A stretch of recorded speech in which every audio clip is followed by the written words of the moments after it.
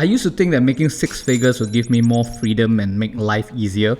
But if I'm being honest, I've never felt more pressure in my life. Because when your income grows, so do the responsibilities, and suddenly it's not just about you anymore. You don't stress about making enough, you stress about what happens if you stop earning. The mortgage, the car loan, the lifestyle you worked so hard for. And if you're watching this, maybe you feel it too. You don't worry about making enough, you worry about what happens if you stop earning. You work harder than ever, not to build wealth, but to avoid losing everything. You feel like you should be financially secure, but somehow you're not. But what if one day you couldn't rely on your income anymore? Would the people who depend on you be okay? And more importantly, would you be at peace knowing that everything you worked so hard for is slipping away? That's when I realized something. High income earners aren't chasing wealth. We're just running from the fear of losing it. So let me ask you a question. Does that feel like freedom to you? And the worst part, you can't even talk about it. Because who's going to feel sorry for someone making $100,000, $200,000 or even $300,000 a year? Look, I know these are all first world problems, but financial stress doesn't disappear just because you make more. And this isn't about material wealth, it's about mental freedom. And right now, most high income earners in Singapore actually don't have it. The more I spoke to other high income earners, the more I realized this is a conversation that not many people are having. No one tells high income earners that the more money they make, it doesn't solve anything, that sometimes it makes life even more difficult because the higher you climb, the further you have to fall. And if something goes wrong, if you lose your job, if the economy shifts, you make a wrong move, who will be there to catch you? I'm making this video because I know this feeling, I'm living it, and I know so many others who feel the same.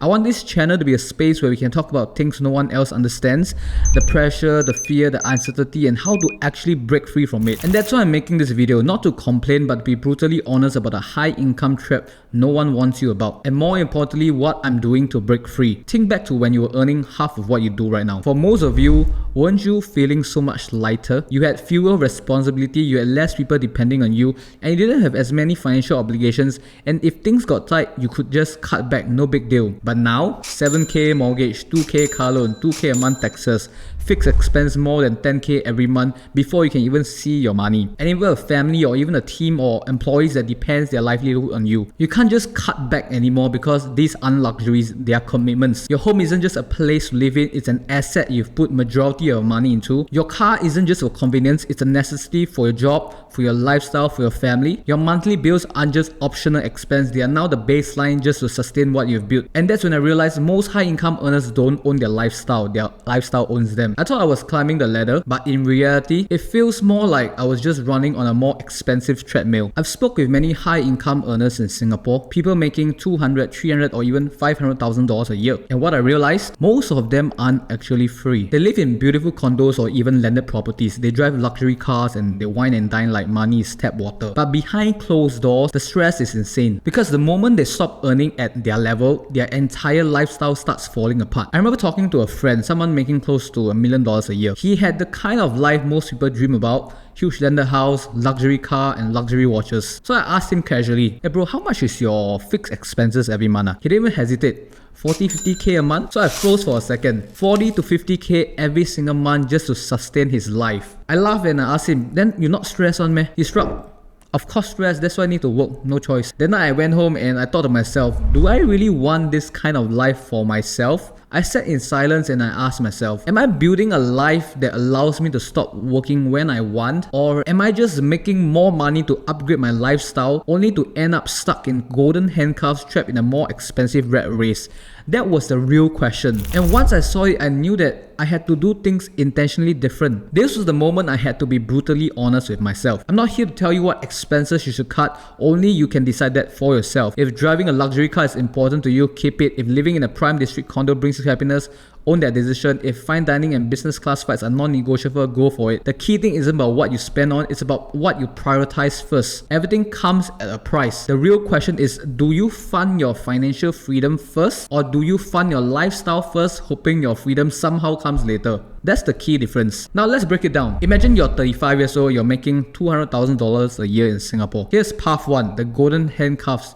Living like a high earner. Let's just say your take-home pay is about $160,000 a year after CPF and taxes. So your typical expenses will look like this. Let's just say you have a private condo at the RCR area paying about $7,000 a month in mortgage.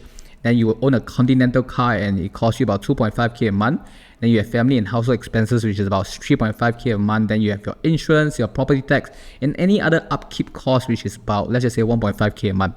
Okay, then you have your discretionary spending, your dining, go out, buy stuff, buy gift, whatnot. Let's just say it's 3,000, and you realize that the total expense could come up to 17.5k a month. So the outcome is you're spending more than you take home. You're barely saving or investing. It sounds like this is not real, but you'll be more than shocked at how many high income earners are actually in debt. And what happens if you lose your job? You have no buffer, you can't downgrade easily, lifestyle commitments are fixed, stress builds up because you have no way out. This is not financial freedom, this is a high paycheck to paycheck cycle. And then there's path number 2, the freedom plan, the freedom path, structuring your money for true wealth. Let's just say you take home the same $160,000 a year after CPF and taxes.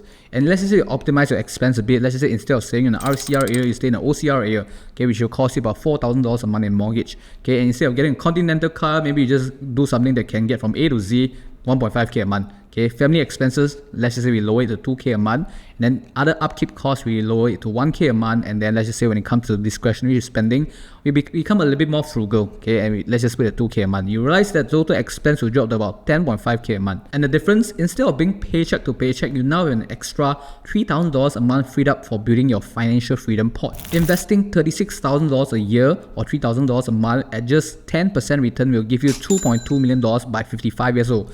Using the 5% dividend yield, this investment can generate 10k per month in passive income, covering your entire expenses. I know 15-20 years sounds like a long time, but here's the truth, that time is going to pass anyways.